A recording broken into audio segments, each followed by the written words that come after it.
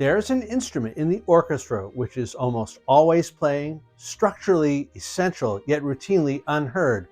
No, this is not a viola joke.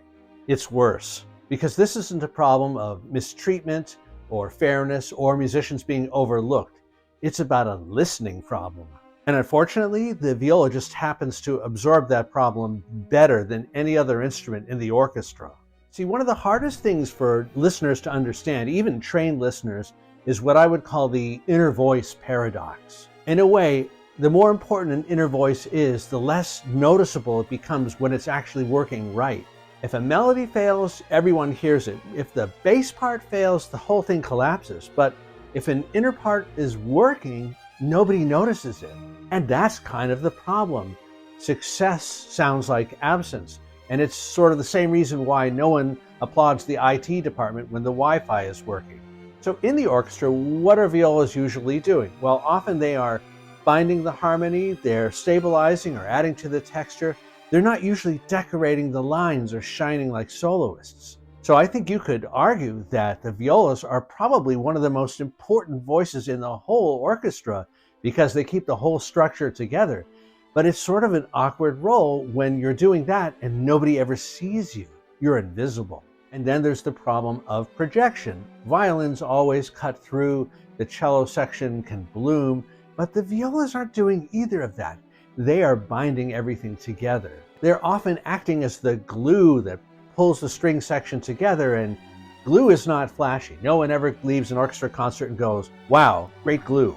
And then there's the texture. The violas are often doubling, they're thickening, they're adding to that sauce. Everything would fall apart without them, but they're that ingredient you just can't name. When violas are doing their job properly, nothing sounds special. That sentence can make people feel uncomfortable, and it should. Look at the way we often teach our students ear training. We always train them to hear the melody first, and then the supportive bass line, and then from that to figure out what the harmony is. That's often where the violas are in the string section. Now, if all of this is starting to sound familiar, it should. My best performing video to date is about how there's an imbalance in the orchestra. Boy, did that create a controversy. But one thing's for sure, if the melody's in the string section, it is often in the violins, and adding more of them helps that melody to carry.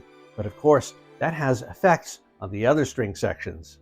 When you overload the top of the section, something has to absorb that balance, and often it's the violas who are doing that. And it's not because of the instrument, and it's definitely not because of the players. It's just the nature of inner voices. Except for in that video that I did, you rarely hear anyone say, too many violins.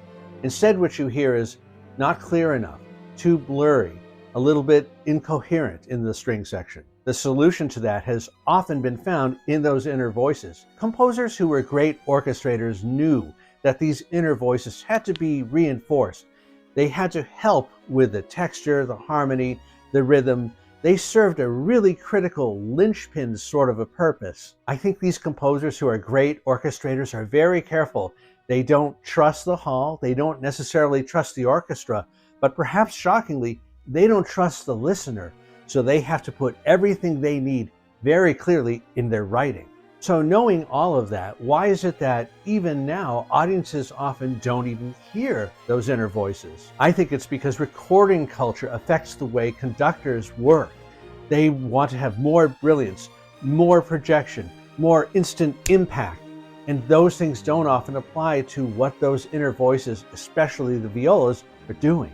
We reward what jumps out, what shines, not what holds things together. This isn't unique to music.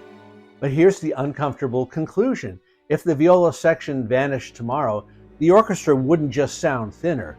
The whole thing would just collapse. But most listeners wouldn't really know why, and that should bother us, because this is about what we've trained ourselves to hear, how we follow the most shiny object instead of the more comprehensive structure, the deeper meaning that the composer is trying to teach us through their music. It's not a viola problem, it's a listening problem. So next time you go hear an orchestra concert, or if you're even just listening to a recording, see if you can't track that viola part or the inner voices of any part of the orchestra. Those parts have real meaning, even if they're not the sort of voice that shines through. Thank you so much for watching. Don't forget to like and subscribe, share with a friend. And please don't forget, you can become a member of this channel and you'll get things like special emojis and members first videos where you can be the first to watch it before anyone else. Thanks again. I'll see you in the next one. Bye-bye.